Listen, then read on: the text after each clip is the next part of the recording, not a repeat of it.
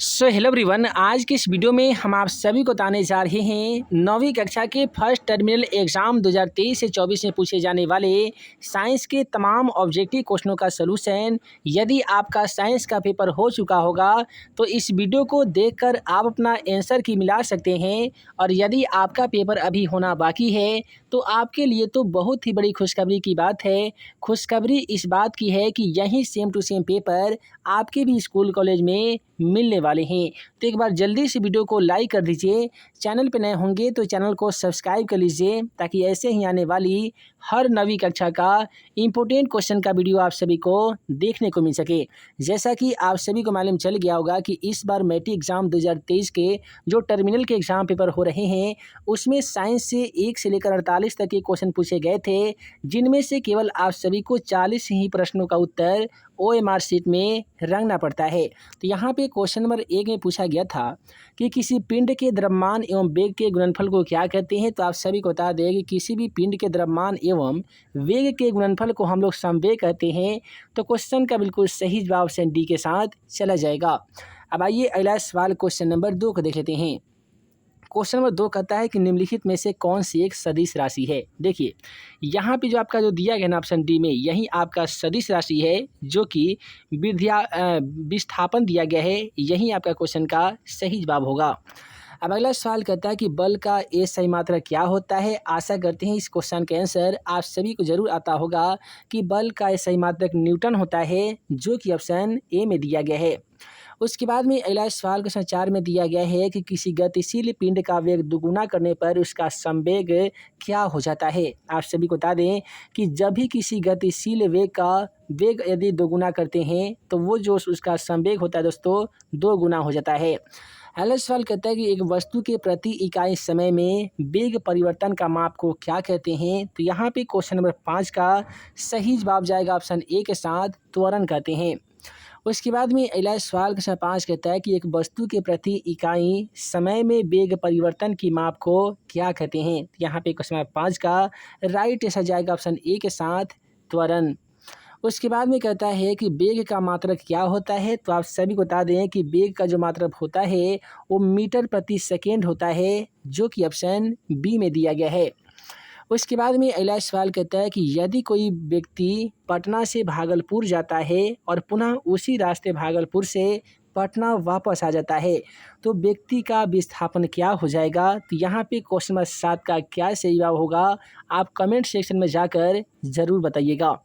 उसके बाद में क्वेश्चन नंबर 8 को देख लीजिए। क्वेश्चन नंबर 8 कहता है कि जब कोई व्यक्ति एक समान गति से चलती है तब उसके लिए समय दूरी ग्राफ की प्रकृति क्या हो जाएगी। तो क्वेश्चन नंबर 8 का राइट आंसर जाएगा ऑप्शन बी के साथ, एक सरल रेखा में उसकी दूरी की ग्राफ हो जाएगी। अगला सवाल कहता है कि 20 मीटर प्रति सेकंड की चाल से यदि कोई व्यक्ति चल रहा है तो किलोमीटर प्रति घंटा उसकी चाल क्या होगी। तो क्वेश्चन 9 का राइट आंसर दिया गया ऑप्शन सी के साथ, यानी 20 मीटर प्रति सेकंड चाल से यदि कोई व्यक्ति चल रहा है ना तो किलोमीटर प्रति घंटा में यदि उसकी चाल निकलना होगा तो ये होगा आपका ऑप्शन सी 72 किलोमीटर प्रति घंटा। उसके बाद में कहता है कि 20 मीटर प्रति सेकेंड की चाल से यदि कोई व्यक्ति चल रहा है तो किलोमीटर प्रति घंटा में उसकी चाल क्या होगी। सेम टू सेम क्वेश्चन है। अगला सवाल है कि 2 स्टेशन के बीच एक ट्रेन एक समान रूप से त्वरित होकर 5 सेकेंड से 5 मिनट प्रति सेकेंड से 10 मिनट प्रति सेकेंड की गति प्रदान करती है तो ट्रेन का त्वरण क्या हो जाएगा। तो यहाँ पे क्वेश्चन 10 का राइट आंसर जाएगा ऑप्शन डी के साथ, 1 मीटर प्रति सेकेंड स्क्वायर होगा। उसके बाद में आइए अगला सवाल क्वेश्चन नंबर 11 की ओर बढ़ते हैं। क्वेश्चन नंबर 11 कहता है कि घर्षण बल हमेशा कार्य करता है। आप सभी को बता दें कि घर्षण बल हमेशा गति की विपरीत दिशा में काम करता है। तो क्वेश्चन का सही जवाब यहाँ पे ऑप्शन बी में दिया गया है। अगला सवाल कहता है कि यदि एम द्रव्यमान की कोई वस्तु पृथ्वी के सतह पर रखी गई हो तो उसका भार क्या हो जाएगा। तो क्वेश्चन नंबर 12 में जो सही जवाब हो जाएगा वो सी होगा जी, mg होगा, यानी मिलीग्राम हो जाएगा। उसके बाद में कहता है कि यदि 2 राशियों का परस्पर ग्राफ सरल रेखा हो तो दोनों राशियाँ क्या होगी। तो वह जो दोनों राशियाँ होगी जी वो अनुक्रमामिक हो जाएगी, यानी अनुक्रमानुपाती होगी, जो कि ऑप्शन सी में दिया गया है। अगला सवाल किसी एम द्रव्यमान की वस्तु जिसका वेग भी है तो संवेग क्या होगा? तो यहाँ पे क्वेश्चन नंबर 14 का सही जवाब जाएगा ऑप्शन डी के साथ 1/2 mv² होता है, जो कि ऑप्शन सी में दिया गया है। अब आइए अगला सवाल क्वेश्चन नंबर 15 की ओर बढ़ते हैं। क्वेश्चन नंबर 15 कहता है कि जिस गुण के कारण कोई पिंड अपने विराम की अवस्था बनाए रखना चाहता है, उस पिंड को क्या कहते हैं? तो क्वेश्चन नंबर 15 का राइट आंसर जाएगा ऑप्शन सी के साथ, उसे हम लोग जड़त्व कहते हैं। अगला सवाल कहता है कि विस्थापन की दर को क्या कहते हैं? दोस्तों याद रखिएगा, विस्थापन की दर को हम लोग वेग कहते हैं, जो कि ऑप्शन यहाँ पे बी में दिया हुआ है। उसके बाद में आइए अगला सवाल क्वेश्चन नंबर 17 की ओर बढ़ते हैं। कहता है कि 100 डिग्री सेल्सियस ताप पर केल्विन का मान कितना हो जाता है? यहाँ पे क्वेश्चन नंबर 17 का राइट आंसर जाएगा ऑप्शन ए के साथ 3.73 गुने 15 जो होता है 100 डिग्री सेल्सियस ताप का केल्विन में मान हो जाता है। उसके बाद में अगला सवाल क्वेश्चन 18 को देखिए कि किसी ठोस पदार्थ का सीधे वाष्प के रूप में परिवर्तन हो जाना क्या कहलाता है?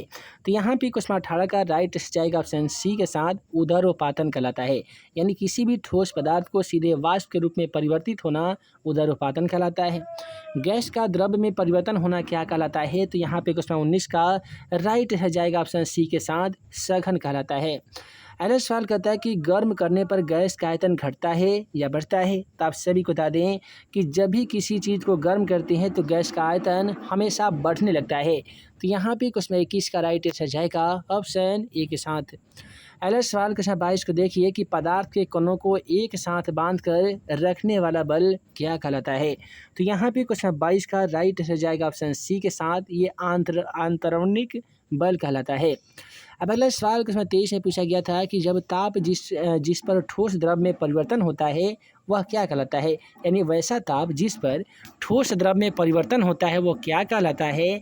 तो क्वेश्चन नंबर 23 का सही जवाब यहाँ पे आपका हो जाएगा क्वथनांक, जो कि ऑप्शन बी में दिया गया है। अगला सवाल कहता है कि हवादार जगहों पर द्रव के वाष्पन का वेग क्या हो जाता है? तो क्वेश्चन नंबर 24 का राइट आंसर होगा जी ऑप्शन ए, घट जाता है। उसके बाद में कहता है कि निम्नलिखित में से कौन सा यौगिक है? यहाँ पे 4 ऑप्शन दिए गए हैं। पहला है स्टील, पीतल, लोहा और संगमरमर दिया गया है। संगमरमर का जो रासायनिक सूत्र होता है CaCO3 होता है और यही एक प्रकार का यौगिक होता है। तो क्वेश्चन नंबर 25 का सही जवाब यहाँ पे ऑप्शन डी में दिया गया है, संगमरमर। उसके बाद में अगला सवाल क्वेश्चन 26 को देख लीजिए कि निम्नलिखित में से कौन सा तत्व है? कार्बन, यह एक प्रकार का धातु है, अधातु है। जल एक प्रकार का यौगिक है। नमक एक प्रकार का लवण है। इनमें से कौन नहीं? तो यहाँ पे तत्व क्या होगा जी? कार्बन होगा, जो कि ऑप्शन ए में दिया गया है।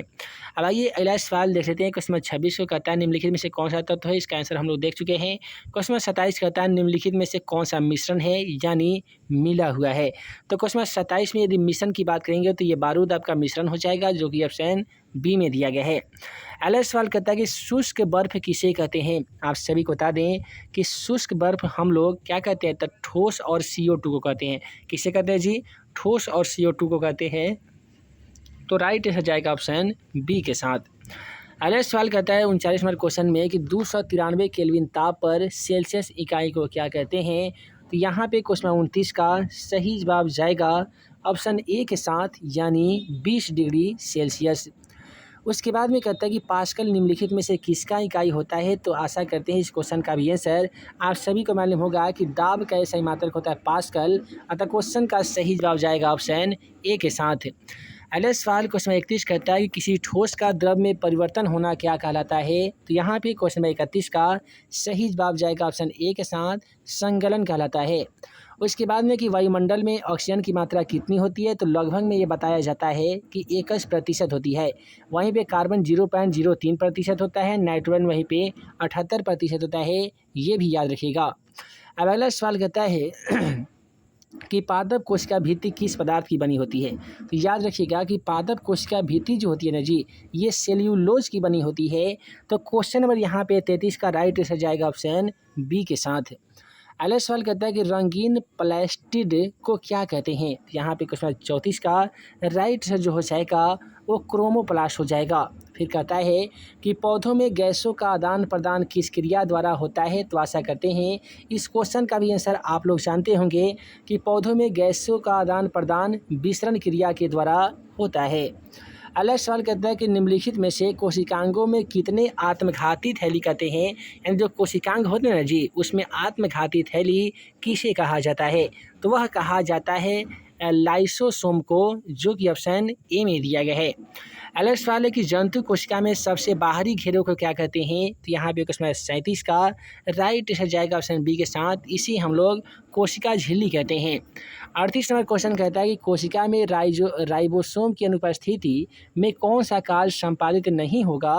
तो क्वेश्चन नंबर 38 का राइट आंसर जाएगा ऑप्शन सी के साथ, प्रोटीन संश्लेषण कार्य स्थापित नहीं होगा। फिर कहता है कि पौधों की लंबाई किस ऊतक द्वारा बढ़ती है? ये क्वेश्चन काफ़ी ही ज़्यादा सिंपल था, याद रखिएगा। क्वेश्चन 39 का राइट आंसर जाएगा ऑप्शन बी के साथ, शीर्षस्थ विभाज्योतकी ऊतक के द्वारा पौधों में लंबाई बढ़ती है। अगला सवाल कहता है कि पौधों में फ्लोएम का कार्य क्या है? तो दोस्तों पौधों में फ्लोएम का कार्य होता है खाद्य पदार्थों का परिवहन करना। तो यहाँ पे क्वेश्चन 40 का सही जवाब जाएगा ऑप्शन बी के साथ, ग्लूकोज का चालन करना, यानी खाद्य पदार्थों का चालन करना। यदि फ्लोएम की जगह पे यदि आपसे पूछा जाता कि जाइलम का क्या कार्य होता है, तो जल का चालन करना होता है। अगला सवाल कहता है कि मांसपेशियां तथा अस्थियों को जोड़ती है, तो मांसपेशियां तथा अस्थियों को क्या जोड़ती है? तो क्वेश्चन 41 का यहाँ पे सही जवाब जाएगा आपका ऑप्शन सी के साथ, कंडरा। फिर कहता है कि कोशिका झिल्ली बनी होती है। अब ये भी हम आप सभी बता रहे थे कि कोशिका जो झिल्ली है वो लिपिड एवं प्रोटीन दोनों की बनाई जाती है, जिसे हम लोग राइबोसोम कहते हैं। कोशिका सिद्धांत किसने प्रतिपादित किया था? तो आशा करते हैं इसका आंसर भी आप सभी जानते होंगे कि स्लाइडेन एवं स्वान के द्वारा कोशिका सिद्धांत दिया गया था। रॉबर्ट हॉक के द्वारा कोशिका को देखा गया था। कोशिका झिल्ली सिद्धांत किसने प्रतिपादित किया? अभी भी हम लोग देखे हैं, समान उत्पत्ति तथा समान कार्य करने वाले कोशिकाओं के समूह को क्या कहते हैं? तो ऊतक कहते हैं, है ना जी। तो क्वेश्चन 44 का राइट आंसर जाएगा ऑप्शन डी के साथ, ऊतक। उसके बाद में कहता है कि जाइलम ऊतक में पाए जाते हैं, तो जाइलम ऊतक में वाहिकाएं भी पाए जाते हैं और वाहिनिकाएं भी पाए जाते हैं, यानी क्वेश्चन का राइट आंसर जाएगा ए और सी के साथ। उसके बाद में क्वेश्चन 46 कहता है कि प्लास्टिड एवं माइटोकॉन्ड्रिया में क्या समानता है? तो यहाँ पे क्वेश्चन 46 का राइट आंसर जाएगा ऑप्शन बी के साथ, राइबोसोम की उपस्थिति। उसके बाद में कहता है कि कोशिका का खोज किसने किया था? तो याद रखिएगा, रॉबर्ट हुक के द्वारा सबसे पहले कोशिका को देखा गया था और इनके द्वारा कोशिका को परिभाषा यानी खोज भी किया गया था। उसके बाद में कहता है 48 नंबर क्वेश्चन कि जब किसी जीवित कोशिका को अपरिपारासी विलयन में डाला जाता है तो क्या होता है? तो क्वेश्चन नंबर 48 का यहाँ पे सही जवाब क्या होगा जी? तो ये होगा आपका ऑप्शन ए, कोशिका फूल जाएगी। देखिए, आज की इस वीडियो में हम लोग बता चुके हैं कि 9वीं कक्षा में साइंस के जितने भी 1 से लेकर 48 तक के क्वेश्चन पूछे जाएंगे, उन सभी का आंसर आज की इस वीडियो में हम लोग देख चुके हैं। अब रही बात सब्जेक्टिव क्वेश्चन के बारे में, तो इसी वीडियो के डिस्क्रिप्शन बॉक्स में हमारा व्हाट्सएप ग्रुप का लिंक दे दिया गया है, उस व्हाट्सएप ग्रुप को ज्वाइन कीजिए। बहुत ही जल्द आप सभी को सब्जेक्टिव क्वेश्चन का भी आंसर का PDF उस ग्रुप में देखने को मिलेगा। तो जल्दी से वीडियो को लाइक कीजिए, चैनल पर नए होंगे तो चैनल को सब्सक्राइब कीजिए और साथ ही इस वीडियो को ज़्यादा से ज़्यादा अपने दोस्तों में शेयर कीजिए, ताकि वो भी आपके साथी, आपके दोस्त, आपके भाई एग्ज़ाम से पहले इस वीडियो को देखकर एग्ज़ाम में जाकर तहलका मचा सके। जी हाँ दोस्तों, तो जल्दी से वीडियो को लाइक कीजिए, चैनल पे नए होंगे तो चैनल को सब्सक्राइब कीजिए। मिलते हैं एक नए वीडियो में नए VVI क्वेश्चन के साथ। तब तक के लिए आप सभी को वीडियो देखने के लिए बहुत बहुत धन्यवाद।